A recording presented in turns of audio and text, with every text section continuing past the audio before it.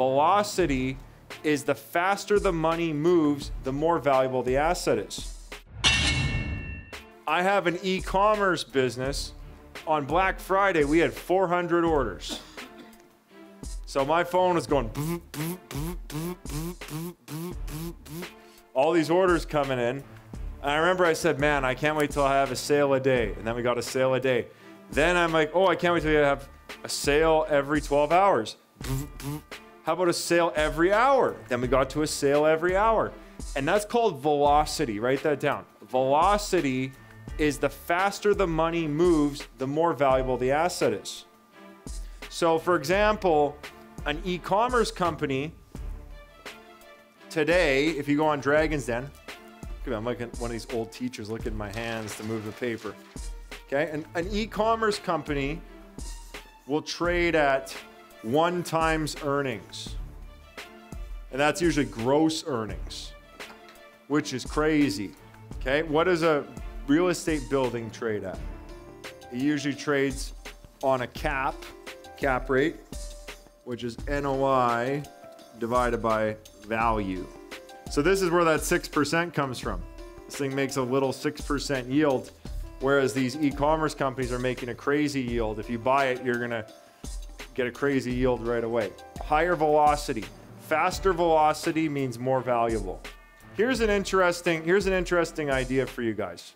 Write this down. I want you to write this down so you can understand it. I used to make $10,000 a year.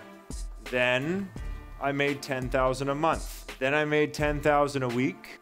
Then I made $10,000 a day. What would be next? Then I made $10,000 an hour. Then I made $10,000 a minute. $10,000 a second. Razna, I see you're fighting back a smile thinking about that. That's some exponential velocity. So that's what you guys want to think about with your wealth building is how can you get that faster velocity where the money is turning faster and faster and faster. Right now I'm at 10,000 a day. That's pretty good. To go from 10,000 a day to 10,000 an hour, that is an order of magnitude. Yes, it is. You have to do something exponentially different. Well, put it this way. When I was doing, okay, well, let me fill you in. 10,000 a year, I was guitar teaching. Sitting in my mom's living room teaching guitar. So you can sit in your mom's house and teach guitar lessons and get 10 grand a year, ladies and gents. That is the discovery of the century. 10,000 a month was selling private equity. So when I went into sales, I started making 10,000 a month. 10,000 per week was house flip. It's like 40 grand a month. That's good money for flipping houses, right? And then 10,000 a day, that's now this conglomerate mix of things going on. 5 corporations and, you know, all these different data-driven things like podcasts and all these things put together is making that kind of income.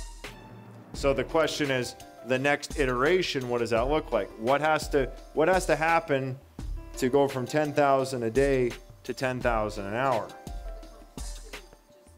Oh, it gets exponentially more complex.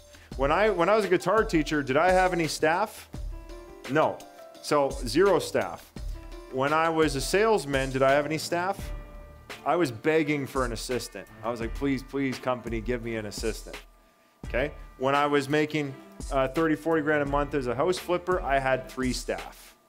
So I had a bookkeeper, an acquisitions, and I had a lady helping me with my brand and info. And then now we have I think 13 staff. Ian, what are we hiring now? 4 more people right now? Yeah. So we're actually buying a new building. We're leasing to buy a new building because we have nowhere to put new people. Literally nowhere. So the next iteration on that, I don't even know what that looks like. Is that more tech? Is it more people? But it's some sort of velocity always. And here's a good thing to write down. What got you here won't get you there.